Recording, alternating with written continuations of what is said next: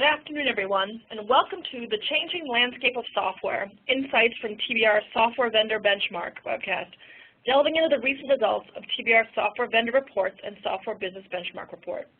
I'm Allison Crawford, and I'm hosting today's webinar.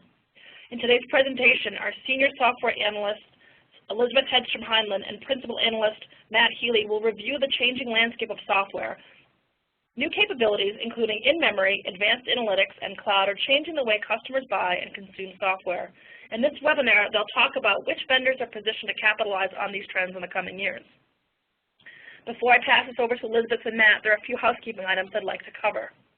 First, we're recording today's session and posting it on our YouTube site, TBRI channel. We encourage you to visit our channel to watch this presentation or any of the others that we've posted. Second, we'd like to hear your opinions and thoughts on the materials we're presenting.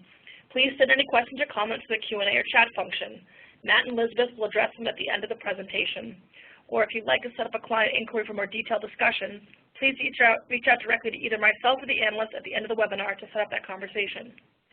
Third, we'll send out the slides to everyone registered for today's webcast within 24 hours of the conclusion of the webinar. You can also find these slides as well as other thought leadership pieces, webinar decks, and commentaries on SlideShare at www.slideshare.net/TBR_market_insight, and we'll share all the social media links with you again at the end of the presentation. Now let me introduce Matt Healey and Elizabeth Hedstrom Henlin. Elizabeth is our lead analyst covering enterprise software and has been working closely with the vendors covered in the report to understand their business models and strategies. Matt has over 15 years of experience in global software and services research and leads our software research team. Their expertise and perspective brings unequaled value to the clients of this research. And with that, let me hand this over to Elizabeth. Thanks, Allison, and thank you everyone for joining us today. I wanted to call out a new point of value we're delivering for our clients. You'll notice I've included an additional colleague on the screen, Christian Perry, who is our lead content manager for the data center.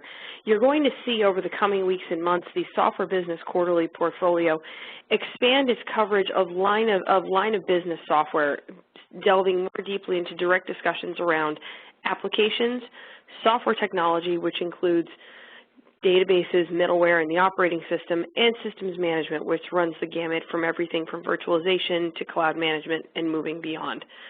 And as a result, you're going to see a lot of additional dialogues amongst the TBR analyst community brought to our clients around the impact of software, not just on the software market, but on our customers and their data centers over time. So stay tuned for a lot of exciting things to come. And with that, I'll turn it over to Matt to set the stage.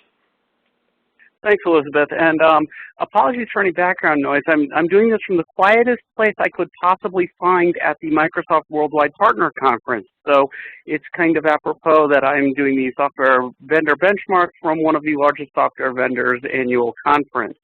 What I want to call out and what I want to just set the stage with, where Elizabeth will go into far greater detail, is between Worldwide Partner Conference and SAP Sapphire event and some of the other events and conferences and the end users that I've spoken with, what I think that the overall trend that people need to view the benchmark and view the vendors from is a fundamental shift in what enterprises and what the customers are expecting out of their IT and their applications landscape. We watched Satya this morning at Microsoft's keynote really unveils a very tight and crisp vision of how software can really improve business processes, a few live demos that I thought were pretty powerful.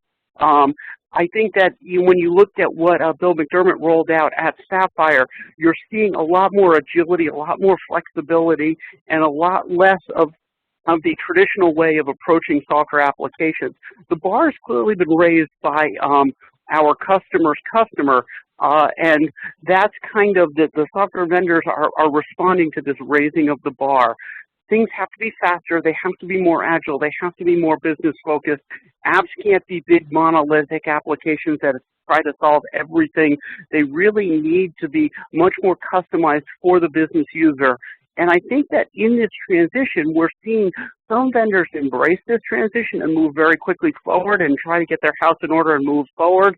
And we see others that have been a little bit slower in terms of that. And I think we're at that cusp right now where if the large vendors, at least in the application space and in the infrastructure space, don't address these concerns and the increasing demands from the customers, we may see new leaders in the next few years. The time is really now to start moving in this direction. And I hope that provides a good overview. And with that, I'm going to pass it back to Elizabeth because she can provide a lot more detail into what the vendors are doing and how they're stacking up and how they are rising or failing to rise to address these challenges. Thanks, Matt. So to take everyone through the agenda for today's webinar, we've gone through a bit of a current market state overview. We're going to go a little more deeply into the point-in-time insights from our recent benchmark. Then we're going to take a look at where we see the market heading into 2015. So taking a look at how vendors are addressing market-making trends, including business intelligence software, in-memory computing, and mobile device management. With that, let's jump on in. So when we take a look at the current state of the software vendor benchmark, this is, as we all know, both the TBR and for all of our friends on the phone, this is a mature market where growth is going to come at someone else's expense. So when you're taking a look at revenue leaders and their activity, how do you get growth? You take it from somebody else's install base. Where we highlight some particular opportunities, Dell Enterprise Software, Tableau, Salesforce, NetSuite, that's where you're really seeing a lot of very unique use cases, very focused points of view on opportunities for growth around data visualization, predictive analytics in the case of Tableau, around the rising importance of cloud-enabled business applications for both Salesforce and NetSuite, and the importance of heterogeneous systems management for Dell's Enterprise Software Business Unit. Revenue leaders, it's all about install-based defense. It's about share of wallet. And I know this is a story we've carried before for all of you, but I think the point I would leave you with is it's becoming even more critically important for those vendors in this market. And again, you're going to, I think, enjoy next quarter's webinar where we can really go from this view a little bit more deeply into where these vendors' most pertinent strengths and weaknesses are by line of business. You're looking at how do you build outward from the strongest foundation that you have. For Microsoft, it's their ability to really take a diverse portfolio to the channel, despite the rather disruptive announcements coming out of Worldwide Partner Conference this week. And then for Oracle, build from the database, SAP, build from the application. By the way, you're going to see those really starting to crash together even more than they already have as vendors look to package those integrated software solutions. And IBM, I think, is really about to step back into the marketing spotlight. I never count IBM out of any dialogue. Oracle and SAP have been yelling the loudest. Microsoft has had enough corporate turmoil that they've been taking, I think, center stage, even though they don't really want to. And IBM has had a portfolio that is just as agile, just as enabled, and candidly probably a little more agile for the fact that they run their businesses so distinctly around each product. Now when you're looking at the solution story, I think IBM is really positioned with SoftLayer, with the ability to deliver database as a service, and with the integrated cloud and on-premise use cases around the smarter portfolio to start taking some bites out of both Oracle and SAP while those two vendors are aiming at each other. So I think it's a very exciting time to be watching this space because where those four vendors go, I think so goes the broader, at least applications market, if not database market. And it's then the opportunity falls to the niche players like Tableau to target what about these markets is most resonant and most relevant to the current customers, because that's how you outpace the market, the revenue leaders and the market makers. By the way, please feel free to fire questions into the Q&A function as we go. We'll address them if we can during the discussion, but we'll certainly address them all at the end. By the way, let me jump back for just a moment. when we look at the graph in front of us here, I want to just orient you quickly. The horizontal axis is calendar 1Q14 year-over-year total revenue growth. The vertical axis is trailing 12-month average total revenue growth. So we're averaging the quarters to come up with really the broader smoothed out view to really show what the real run rate is and not the run rate that's really influenced by, end of year quarterly bumps. So the green dotted lines being our average of the vendors that we cover. And I think it's interesting that Microsoft is really that most stable vendor when it comes to their annual year-to-year growth. They're right on the quarterly average, and they're really sort of falling behind, I think. But it takes something to be said for the fact that it's a large company, and to borrow my favorite Larry Ellison quote, which some of you have heard me use before, it takes time to turn a battleship, and I think that's where you're seeing Satya Nadella making some very drastic, very big moves very quickly, because he wants this company to become more agile and be able to compete.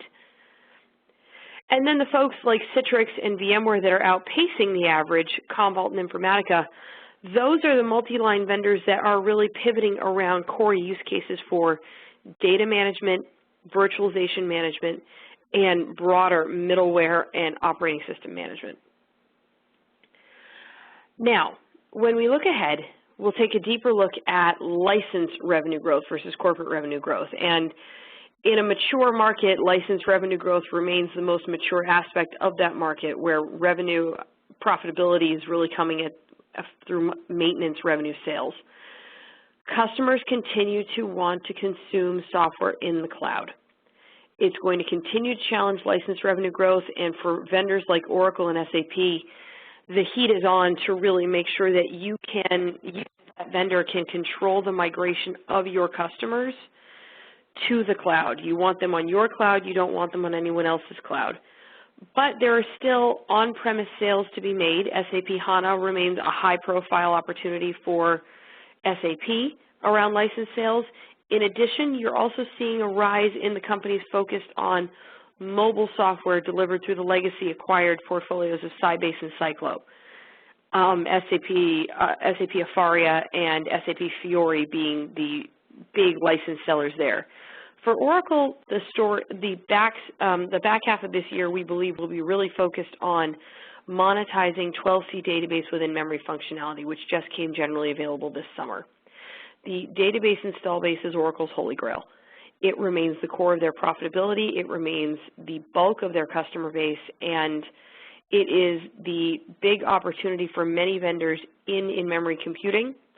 That includes IBM, that includes SAP, that includes Microsoft with SQL Server 2014, formerly Project Hackathon. So that's, I think, a big opportunity for Oracle to accelerate its own growth, make sure you can shorten your existing database selling cycle, but also it's a big target, and Oracle knows it. So I think Oracle Open World, which is Oracle's traditional start their fiscal selling year big, which just closed in calendar 2Q14. So we just completed publication on our Oracle report there. It was a good quarter for them. I certainly wouldn't call it an excellent quarter, but at this point, I think growth of any kind is good for all of these vendors, but for Oracle in particular, they've continued to struggle to return to their selling consistency of 18 months, 24 months ago. So they ended on a positive note, and that's as good of an end to their fiscal year as they can ask for. When you look at the growth leaders, again, Tableau was a great quarter for them, VMware, Informatica, Citrix, and OpenText.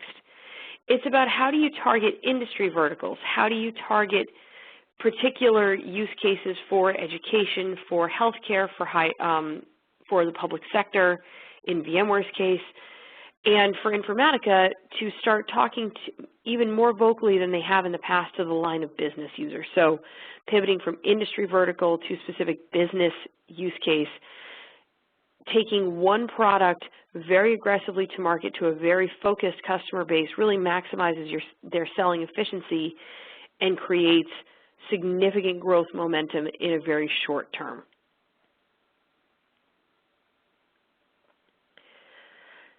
So we've now gone from total revenue growth, the big corporate picture, to license revenue growth, the big challenge ahead of these firms, to operating margin, a look at profitability. And as you can see, when we take profitability into the picture, corporate operating margin being on the horizontal axis and corporate year-to-year revenue growth, total revenue growth being on the vertical axis, now all of a sudden you see the leaders start to shift. And the big players, not surprisingly, those with the most significant corporate operating margin, because they're the ones that are best able to realize economies of scale. And I think it's particularly notable to see those vendors like VMware starting to pace SAP, HP Software, again, moving forward from previous performances in the past. Even folks like CompuWare and Adobe moving forward. We have very few folks in the slipping and laggard quadrant, and those vendors we see really are focused on aggressive sales and marketing and R&D spending to drive customer base expansion. Actuate is in growth mode, Dell Enterprise Software in growth mode, Tableau and NetSuite and Salesforce all in growth mode. I think Salesforce really defined the growth mode story. How do you get your user base up to ensure that you can defend against all comers? And that's where they define that model. NetSuite continues to mirror it. Tableau is really in the thick of it now, and Dell Enterprise Software, I think, is going to really move further towards that in the coming weeks and months now that they've, I think, effectively monetized Dell as a company has started to effectively monetize the acquisition of Quest. But back to the group, really centering on our covered vendor median for operating margin and for revenue growth. I think it's very telling that the vendors that I think are most in reinvention mode, Informatica, I think taking their data management story front and center and just in time with business intelligence software being a critical point of interest for a lot of customers that we talk to. Red Hat taking their systems management and their ability to manage Linux into the cloud. VMware really taking their hybrid cloud service and their virtualization of the network with their legacy Nicira portfolio, and Commvault doing what Commvault has always done, but I think doing it even more effectively around backup and recovery, but taking Simpana into its next wave and connecting it to the cloud as well. Those are the vendors I think that have really taken that focused use case and made it the center of their corporate solution story. How do I solve customers' business problems? I do so by really looking at what I do best and telling a better, more effective story. When your customers have only $1 to spend and their line of business stakeholder is looking over their shoulder to say, how do I really create $3 worth of value from $1 of spend? Customers will look to their established vendors, but those that can really talk a business value story, because that makes their lives easier when talking to their line of business buyer. Now, if I was talking about who do I see moving up into those quadrants in the coming quarters, I think Adobe's cloud-delivered marketing narrative is very timely. Their partnership with SAP is really, I think, well-suited. I think Symantec and EMC both are really looking at how do we continue to evolve. EMC's recent acquisition of Twin Strata is going to continue to become more central to their story. And Sage, Progress, and TOTVS, for those of you that are less familiar with TOTVS, they are a Brazilian contender in the ERP market, I think are looking at SAP and Oracle's migration to the cloud, IBM's really living in the cloud, and taking a look at how they reinvent their businesses. I would expect for those of you that are following our coverage of the applications market, so you're aware we will be launching direct vendor coverage of Epicor and Infor in calendar 3Q14, so we will be continuing to expand our own discussions of this market, so we look forward to bringing that to you in the coming quarters. So looking ahead to where the vendor outlook for 2014 continues to evolve, the revenue leaders, the multi-line vendors, they're looking at how do we continue to embed those high interest points of functionality for our customers in core products. We're fighting off pure play vendors by taking those features that customers are looking for and embedding them in the products that are already coming up for renewal. And it speaks to the threat that these pure play vendors are continuing to pose. We'll talk about the database wars in mobile device management in a few minutes. So when we talk about business intelligence and analytics, and for those of you that engage with us around our business intelligence software vendor benchmark, business intelligence is our umbrella for both analytics and big data. We look at customers, as our customers have come to, our end user customers have come to us, we look at business intelligence from a rung further down the scale as they tell us the products they look to adopt around rolling out business intelligence from first a departmental point of view and then from an enterprise-wide point of view. From a basic tools functionality point of view, they start with reporting and dashboards and progress from online analytic processing up to what we call advanced tools, which are those data visualization, predictive analytics offerings that really take your business intelligence functionality from understanding what you have in terms of data to changing how you think about that data. Where we talk about platforms is where those early adopters have then taken those embedded functionalities to the next level, and they're looking at purchasing dedicated, multi-function, single SKU analytic applications and platforms. So that's 3 or more points of business intelligence functionality defined for us as tools in a single SKU. So we look at customers and they come to us and they tell us that they're really continuing to focus on how do we take business intelligence and analytics functions into those core business platforms. We see IBM and Microsoft embedding those offerings into core portfolios because Splunk and Tableau are continuing to rapidly accelerate their sales, and they are taking customers away from the established business applications vendors. We just got a question in, and it says, it seems that Oracle is living on inertia-related renewals of existing software sales rather than fully adopting the cloud model as the future. Is this a reasonable view, and if so, how long will the inertia, both customer and Oracle, continue? I think that I'll refer back to the Larry Ellison quote I used to describe Microsoft because, of course, it applies equally, if not more so, to Oracle in that it takes time to turn a battleship. I think Oracle was waiting to sound out their customers on the cloud for as long as they did. Now, that I do stand by, it made them a relatively late entrant to the cloud. But now that they are in, they are all in, and they are rapidly investing in not only evolving their Fusion applications to such a degree that they can migrate their legacy J.D. Edwards, PeopleSoft, and Siebel install bases to the cloud-enabled version of those offerings, but they're also hiring direct sales infrastructure to fight fire with fire when Salesforce, Workday, and SAP, all called out by name by executives in recent dialogues, in the field to win those deals. And I think I would never count against an Oracle sales team when push comes to shove in a street fight. So I think Oracle's inertia is over, and I think it's just a question of how and where they spend their money to make those moves. Also worth noting, the database as a service story, I think, is one that Oracle is well equipped to win, but that IBM is also well equipped to contend with them for. Now, customers' inertia, I think, and I think Matt's going to weigh in a moment, but the customer inertia, I think, is probably best described as the power of the incumbency.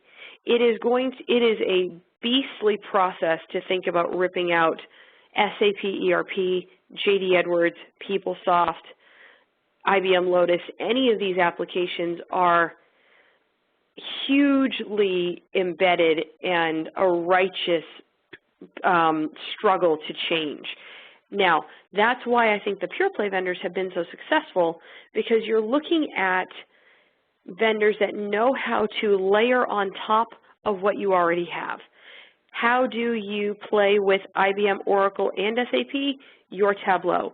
You do the best data visualization that you can, or your KXCN around predictive analytics, which SAP acquired back in 3Q13. So the ability for, and actually this tees up very nicely into the database wars, which we'll talk about in a moment, the ability for a vendor to demonstrate that upgrades are as painful as change is how these vendors are really looking to take share at one another's expense. So for IBM, when you're looking at Smarter Planet and Smarter Commerce versus some of the Oracle and SAP applications, you're going to migrate up, you might as well migrate over. I think that's the story, and that's going to be the selling story and the street fight story you're going to see from these 4 companies and their partners in the next 6 months. Matt, did you have anything you wanted to add?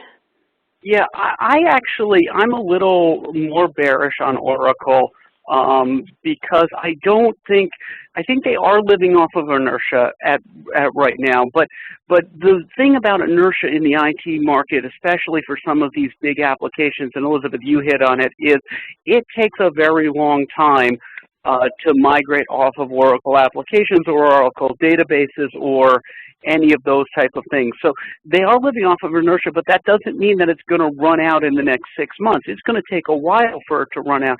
But I need to see some real dramatic things from Oracle to tell me that I know they say they're all in. I know they're taking the right actions, but I'm a little more cynical. I got to see it a little bit more before I move forward.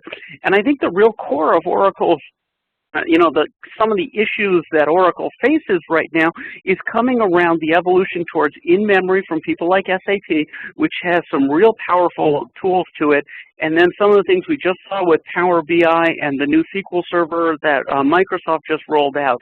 It used to be when you architected a series of applications, you would put your high-performance applications on an Oracle database because it was the highest performing database out there. Even if it was an SAP app, you still ran it on an Oracle database. And then you took your volume applications and you put them on a SQL database or something along those lines. And so Oracle had a nice little spot in there. But the problem is with SAP rolling out HANA and with their market share, you now put your high-performance apps on an in-memory database, and 12c still does. They've got a roadmap to in-memory, but I haven't seen it yet, and you still keep your volume apps on a SQL database. So the question is, what happens with that legacy that Oracle has made so much money off and has really driven that company? I think that they're late. They're late on cloud, but I think the bigger problem is they're late on in-memory and the database problems there. And so they can turn it around, but they have to turn it around. So that's my read on Oracle just as a whole. And so I'll pass it back to you, Elizabeth. Thanks, Matt. So let's move on. In-memory, and I think this is, if I have anything to tell our friends on the phone today, it's that I think in-memory, though the functionality is real, the value for customers is real, the branding is still very much a shell game at this point. I think the megaphone belongs to SAP right now. I think it is somewhat unfair in the hit that Oracle has been taking, since Oracle has had in-memory functionality since 2006 with times 10. It has taken them until now to include it in what I would term the core database offering. IBM DB2 has it. Microsoft SQL Server 2014 has it. So SAP has been the loudest for the longest in the near term, and so they hold the current, I think, share of mind on the subject. But the technology continues to evolve, and everyone now has it packaged together in terms of the big 4 players. I think it's really worth noting that I think it's worth noting that this is the jumping off point, in our opinion, for the companies to really start packaging the database and application to be sold together as an appliance. And I know my friends on the data center team are smiling with me because we've been very familiar with VMware for a long time with the virtual appliance, the software appliance story. This is the application database vendor's answer to the same thing. How do you continue to bring the database and the application closer together, because of course one is valueless without the other, to ensure that customers can rapidly accelerate sales and rapidly accelerate performance and understanding of what their business can do, can grow to, and move beyond from there. So when we're looking ahead, this is really about how the company can, which vendor can most successfully show their install base that it is of most value for them to stay with their incumbent vendor, because the incumbent vendor can be all things to them rather than bringing another voice into the party. And I see a couple of our friends, client friends on the phone who've talked with me before about the go-to-market story. The go-to-market story really is the best point of view for me in how vendors are going to be profitable in this market. It is all about how the company can really take a bite out of somebody else, and that means you need to be quick to market, loud in the market, and effective in accelerating your selling cycle. And enterprise software, as we all know, is not a quick selling cycle. So I think agility is how these vendors, and I think I'll call back to a webinar of a couple of quarters ago, SAP really looking at how do we reinvent our sales structure in regions so that we can expedite decisions and ensure that people aren't bogged down in corporate. Oracle continues to restructure their sales force to ensure that the applications team can sell on-premise or off-premise with equal incentive. Selling agility is going to be critical to winning in the database wars, and that's where I think IBM and Microsoft are going to be challenged in taking Oracle and SAP on head-to-head. IBM is still very siloed company by product, which is good in getting that product to market, but perhaps not as good in creating the solution story necessary to compete with SAP Business Suite optimized to run on SAP HANA, or Fusion Applications optimized to run on the Oracle database. And Microsoft being as channel dependent as they are, yes, it's good to be a Microsoft partner because there's a lot of opportunity in it for you, but now you have very vocal, very aggressive vendors taking a story they've honed with their direct sales teams, and they're willing to throw a lot of incentives at them to ensure, incentives at Microsoft partners to ensure that the Oracle card and the SAP cards are also in their deck. And if you're Accenture, your customer's happiness is most important. So if your customer says, I'm hearing about SAP HANA, I'm not really convinced about SQL Server 2014, Accenture, where do I need to go from here? Obviously, by the way, this is a hypothetical situation, friends, but it is critically important, and I think that's why you saw the folks at Microsoft Worldwide Partner Conference this week. You saw Microsoft executives announcing a lot of new and evolving incentives for their channel. They know how important those channel partners are. They're going to make sure they get them where they need to go. Mobile device management. And I think we called out mobile device management here really as an example of a bigger challenge for customers. The customers we speak with in the market are telling us that it is about the data, people. Collaboration, access, it's all about how can I get my back office data into my front office and onto the device, because my business continues to run in real time. Sorry, SAP, I'm stealing that one from you for a moment.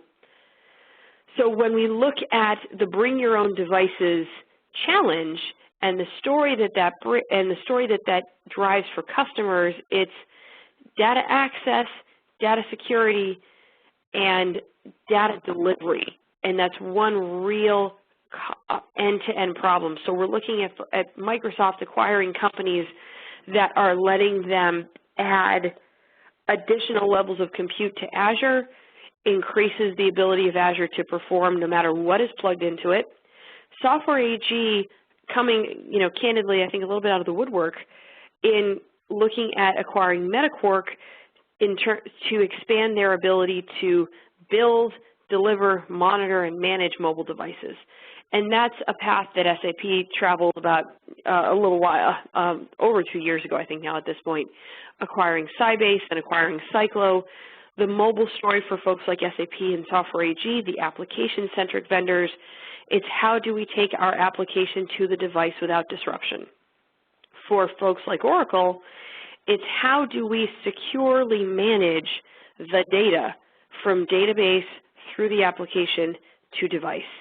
For IBM, it's we can deliver the services and the software, but really it's the services, and I'll call HP out here as well, Mr. Customer, to ensure that your experience is seamless, because we will make it so for you no matter what it takes. And so I think you're looking at how does the incumbent defend against threat by ensuring that customers' lives are simple. We were looking for an easy button graphic for this slide, but couldn't find one that we could use in time. But it's keep it simple, people. Keep it simple, keep it easy, keep it seamless for the customer. So we look ahead to 2015. Sell, sell, sell. Keep your partners, keep them loyal, and make sure that you're buying the database, the data center capacity, whether it's your own or whether it's co-located, to deliver your service, applications, database, cloud, without disruption, because that's how you're going to take SAP and Oracle as the example here. SAP, we're tracking them at 22 data centers and climbing. Oracle is at 17.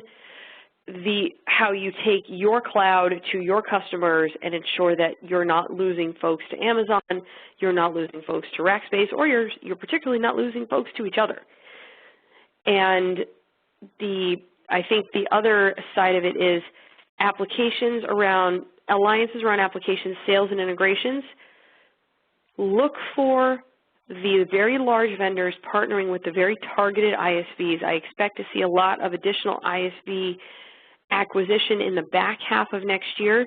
You're going to see those partnerships really starting now, exploring the degree to which the ISV partner can add value to the existing core business application. And then guess what? It's a really quick way to acquire your way to additional growth. You already partner with them. You know what the opportunities are, and you know where the bodies are buried. So moving from there, we will take any additional questions we have at this time. Great, thanks, Elizabeth. So we have a couple questions in queue. I'd like to ask anybody if they happen to send them through now. So the first question that we have is, where are the 2015 opportunities for vendors to drive growth by market segments, i.e. application, software technology, and systems management? Great question. So I'll go back to my graphic here. We called out the applications folks pretty visibly already, so looking very much from there around how do you build the industry-specific, the vertical-specific application that adds value to your core business app. For the software technology vendors, the database vendors, I think the database as a service story is critical, but I also think the storage as a service, the storage as software narrative is really only just coming into focus, and that's something that's going to hit very close to home for folks like EMC and Oracle. I think Red Hat was in this very early. I think EMC is rapidly playing catch up, and I expect Oracle to be watching these from a distance and come weighing in probably by the middle of next year with an offering that can compete, because Oracle has, I think, very successfully with their engineered systems started to take some momentum from EMC in the storage business. And I think they're watching EMC now as someone who they should continue to keep as boxed away from the Oracle install base as possible. And I think this is another point to do just that. The systems management market is such a big one that I'll call out a couple of areas of opportunity. ITSM, folks like ServiceNow are going to continue to take bites out of folks like CA Technologies and BMC Software and Dell Software. And I think Dell Software really is the gold standard for the nearest opportunity in that market. How do you partner with the systems vendors and the solutions vendors to ensure that you are the heterogeneous story? ServiceNow has cloud delivery owned lock, stock, and barrel. Heterogeneity is the way to really take your next step and your next wave of momentum. And I think that's where Dell software starts to come closer to folks like VMware and folks like Red Hat who are really focused on, we can manage your cloud, no matter whose cloud it is. So those would be the three players in that space I think I would call out most visibly. Matt, anything you'd want to add? Taking myself off mute here. No, I had a couple of points that I was thinking about weighing in on them, but then you went and covered them in your answer. That's what happens when you share an office, people. We start sharing a brain. Yes, it can be quite frightening. Sometimes I think we ought to record our conversations and just offer them as podcasts because they could be very interesting. They would certainly be entertaining for our clients. Allison, anybody else? Yeah, we have 2 more questions in queue, and so if anyone has any more, please send them through now. And so there's some interesting disruptive players to watch, you guys. So do you have any recommendations or ideas on who's going to be disrupting the market? I'll hit business intelligence first. Splunk, Tableau remain top of mind. I don't count out ClickTech and Pentaho. They had early IPOs. They were very successful, and I expect that both of them are now thinking about their product next act. I would say from the Hadoop side of things, I think the folks that have most effectively professionalized Hadoop are Cloudera and Hortonworks, and I think they are the partners to have in the next 12 to 24 months. So I've hit business intelligence pretty hard. I'll let Matt hit the out-of-the-box players. So interesting that we're asking about disruptors. We've just started a disruptor series of documents, and that series is being run by myself and Jill Morandi. What we're looking at for disruptors really comes down to, I think, organizations and vendors that are using some of the cloud areas and alternate delivery models that will basically take large stagnant markets and attack them. So it's easy right now to point to people like Box and ServiceNow who have started to disrupt those markets. But if you look at what those markets have in common is they're large installed markets that have solutions that haven't necessarily really met customer demands as things are transitioning. Where we're going to go after that, I think that there's a few people. I think MuleSoft could be interesting in the cloud integration space. I think you're going to see a lot of disruptors right now in terms of integrating and tying different cloud providers together. I'm also thinking that there may be some organizations that start moving into things like cloud backup and how do you back up your cloud data. And that may seem counterintuitive, but the question then becomes, if I've got all my sales data on Salesforce.com and I'm not backing that up someplace, is there a problem there? If there's ever a problem with Salesforce's data centers, I'm not necessarily sure. So I think that those are some of the areas. Who's going to win in those? Not exactly sure right now. And I'll sort of go back to one other organization in BI. I think, Elizabeth, what do you think of Burst as a disruptor? Because I think they could do something in this space. The cloud-delivered platform that Burst has is definitely differentiated. I think the idea of cloud-delivered business intelligence is interesting, but I think the real moneymaker there is going to be whose back end does Burst play best with, / who delivers the cloud-delivered BI that, and I'll borrow from Oracle here because they were first to market with this phrase, and I think they and IBM are probably best suited to deliver on it materially, is the seamless user experience. It doesn't matter where your data is, you can access it, talk to it, learn from it, act on it without disruption. And so I think that cloud-delivered BI is still in its infancy because it's going to be about the full experience when push comes to shove. Yeah, and finally on the BI, I would put one more category in there. I think the data visualization organizations who are really doing some interesting things with how to visualize the data may not be disruptive, but I think that if you were an M&A player looking for acquisition targets, they would be in there, because if you look at some of these organizations that can really improve the user experience in terms of working with their data, it would not surprise me to see an SAP, an IBM, or or a Microsoft or an Oracle look and say, you know, their data visualization is better than ours, so why don't we just acquire them and slap it on the front end of what we're doing with either HANA or Axalytics or Cognos or any of the other, or, you know, or Power BI. So I wouldn't count those guys out to be disruptors, but then I also think they'll be acquired quickly. The other, you know, we're preempting our colleagues in the cloud team a little bit, and their public cloud benchmark webinar is coming up next week. I encourage all of you to join them as well.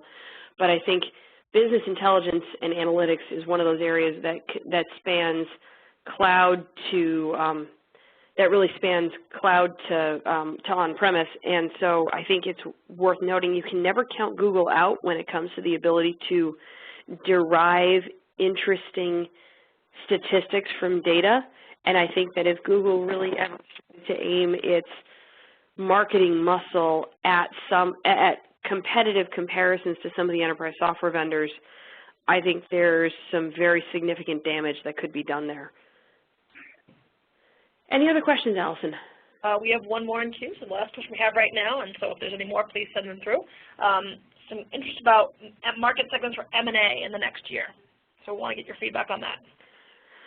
Business intelligence, and that's something that we track within our business intelligence software vendor benchmark is the likelihood of players to be acquired. I think the predictive analytics segment of business intelligence is front and center right now in that regard. I expect data visualization to continue to be of significant interest. Now, the one other area I would highlight is management and orchestration. I think there are a lot of folks with vendors in this space with capabilities in-house for their own stacks. But I think that to really hit the heterogeneous narrative, vendors will really have to look at some of these born-on-the-cloud management vendors to ensure that they can start sticking their fingers in other people's business, as it were, because your customers' data centers remain diverse, your customers' clouds are becoming more diverse by the day, and the vendor that will win in the management and orchestration narrative is the vendor that can reach from hypervisor to cloud and span multiple vendors without disruption. I'm going to say that those three. I know it's outside of the traditional software area, but there still is a lot of manual process, and there's some interesting organizations coming up with some tools that will help cloud integration and cloud platform integration in the services space. I wouldn't put it beyond some of the global systems integrators to acquire some of those organizations, because I think that if you start looking at what customers want and the shift in terms of what customers' expectations are, the integration of multiple clouds, I think, will be critical going forward. So outside of the space that I think you all pay attention to, but I would advise you just keep an eye on what's going on with some of the smaller systems integrators, because of some of the IP and the processes and the internal tools they may have developed. That may portend who is doing better in some of the cloud platforms. And it's actually worth noting that as well. I think it's a very interesting time right now for the systems integrators. You all will recall, those of you who joined us last quarter, I was joined by Ramuna Svarkas, who is our principal analyst around professional services, along with Patrick Heffernan in the same role.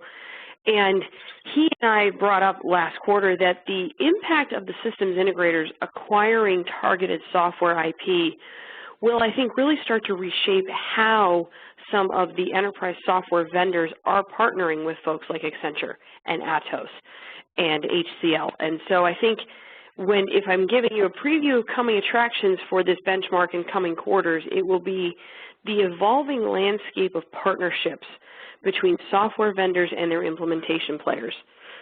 IBM is never going to drop their global services team. Likewise, neither is HP, nor are SAP and Oracle about to start scaling up their services organizations.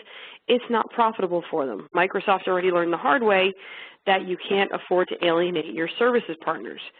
But the systems integrators are bringing some of that same IP that they're implementing for the major vendors now in-house, and I think it's really going to change how the vendors address their systems integrators partners in terms of incentives and message. And it's also going to, I think, add new levels of value for those partners in what they ask for help from the SAP, Oracle, Microsoft, Adobe's of the world. So stay tuned, themes to come. Okay, we had one more quick question to come through on methodology, and so this person wanted to know, what is the research methodology? Who do you get the data to analyze? So I would definitely love to engage with that person after the call, Allison. So please feel free to send them my email address. But at a very top level, Technology Business Research builds our software vendor benchmark and our syndicated research reports from the business results of the company outwards. So we look at what is reported for financials, what is available for the privately held firms in terms of funding rounds, employees, et cetera. So we take those statistics and then we go deeper. We talk to the vendors, we talk to their customers, we talk to their partners, and we inform our assumptions from there. So I think the answer is we ground ourselves in a bottoms-up look at the enterprise software market, but we also take a top-down look at that same market around trends, opportunities, and growth. Okay. It looks like we have no additional questions in queue, so I will give you that information from that person, and you can follow up with them directly. So with that, I'm going to start wrapping up this webinar. So if there's any additional last-minute questions, please do send them through now. As I mentioned, I was going to share all the social media links with everybody on the call, so I do encourage everyone to follow Elizabeth, Matt, and Christian to get the entire perspective on what TBR is researching in software, both from an enterprise application as well as an infrastructure standpoint. And as well, join our social media conversations on SlideShare, YouTube, and LinkedIn, as we are posting a lot of our research and opinions on those sites. As you're leaving the webinar, we have a quick survey. It's 3 questions. How good were the presenters, or how valuable was the presentation?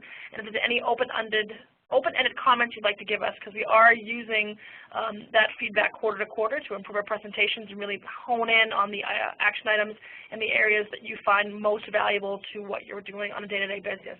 So please do send us that feedback as we do actually look at it.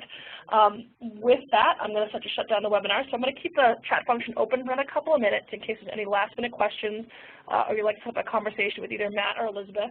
And if we don't talk to you, as Elizabeth mentioned, we have a couple more webinars that are coming up. Public Cloud will be in 2 weeks, as well as some others. You can go to our website and get that information there.